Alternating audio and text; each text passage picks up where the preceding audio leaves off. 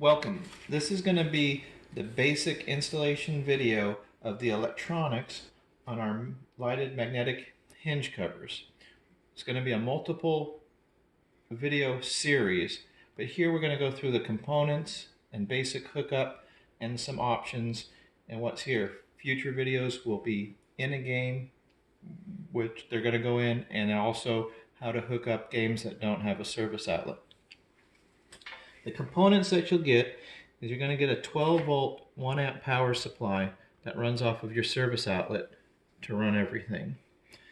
This is a relay that will allow the hinges to turn on and off as your game turns on and off. This is a light sensor that'll hook into that relay. This is a barrel connector to run to your main inverter. Now the main inverter does run off of 12 volt. So you do have some other options here on hookup. This is a 2-meter extension cord if you need it.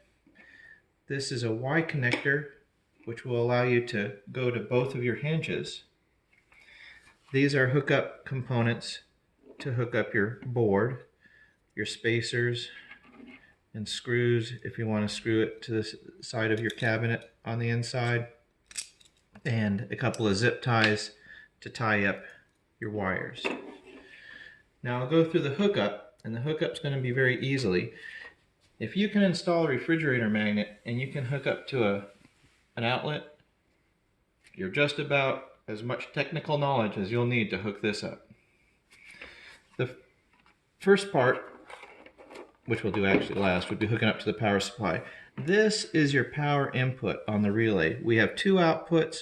You're only going to use one of these 2 outputs. This is used for other applications. So your power in is going to plug in right there. This is your cord for your photo sensor. Now there's a lot of lengths of cords on every here. We tried to make everything long enough so you have a lot of flexibility. Coming off of here you have about 1 meter. Here you have 30 inches. Coming off of either side of here you have about 20 inches. This is a full 2-meter extension. You have another 8 meters here, and coming off of each panel is nearly 1 meter. So you have almost 12 feet of wiring, so you can work into any application that you may have. Now this is a barrel connector. This will plug into here, and that's going to allow the electricity to flow through. This is your photo sensor.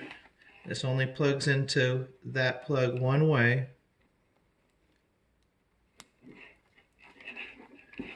And that'll slide right into there.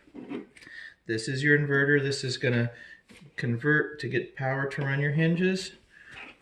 In this application here we don't have it, but I'm just going to install it. Everything is just an easily male to female click and lock. That's your 2-meter extension. This connects to the Y. Coming off of your Y, it's going to connect to both of your hinges.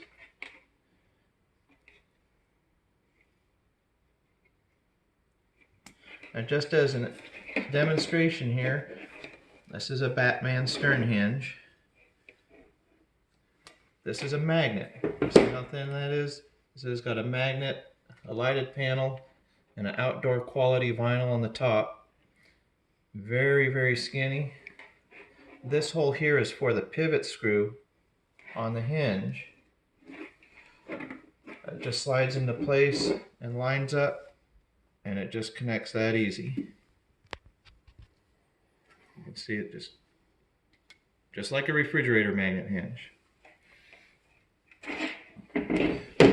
Now I'm going to plug this in, and it's probably not going to turn everything on at once because the photo sensor may not be working. But we have light indicators to go as you hook on up. When you plug this in, there's going to be a light on here. This is telling you got power.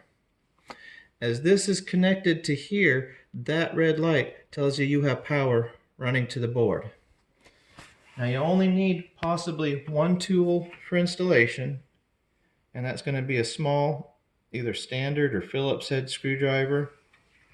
Because on your relay, There's a little blue dial, and that adjusts the sensitivity of the photosensor.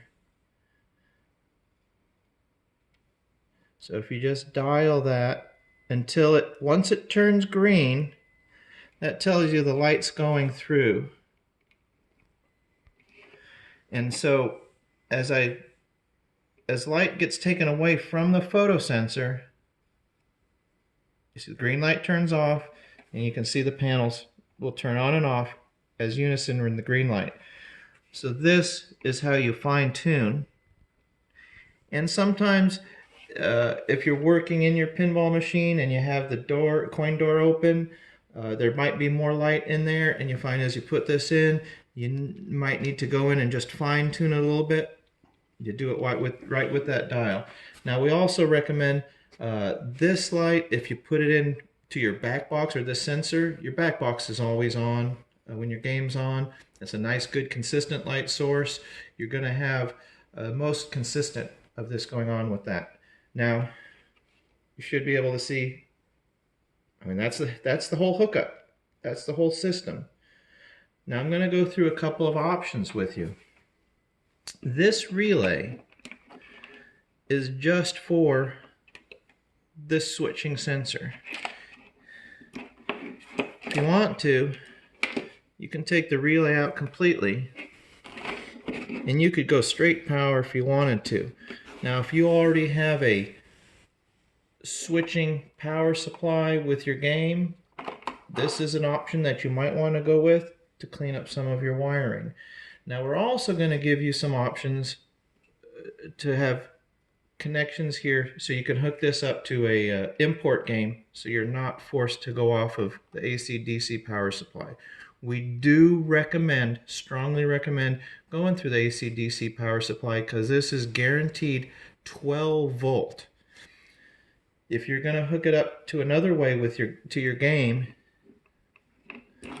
all you need is 12 volt coming in, and that part could be hooked up to your game without using this, but you need to make sure you have a consistent 12 volt. When we do start having adapters to hook on here, they will be fused to protect the system. Now in future videos we'll go in, we'll actually put this on the game, but that's how easy it is to install. Now one of the projects that we're working on right now is we're working on a program in our website that will allow you to custom make your own hinges. We're going to have many templates for different layouts, 1 line, 2 line, 3 lines, curvature. We're going to have many different fonts.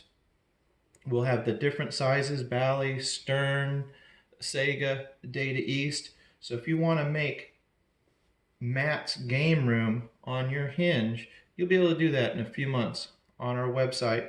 We'll have 8 different color of luminescence: white, purple, blue, or light blue, dark blue, green, red, yellow. And we are working on different colored vinyls, and hopefully by the time we get that program going, you'll also have different colored vinyls so you can match this up to your limited editions or the games that you customized it. This is one of the true ways that you can customize your own game, actually put your own name on it, with a product that only takes 5 minutes to install with no permanent modifications to your game. So thank you for watching our video. We'll have more for you in the future.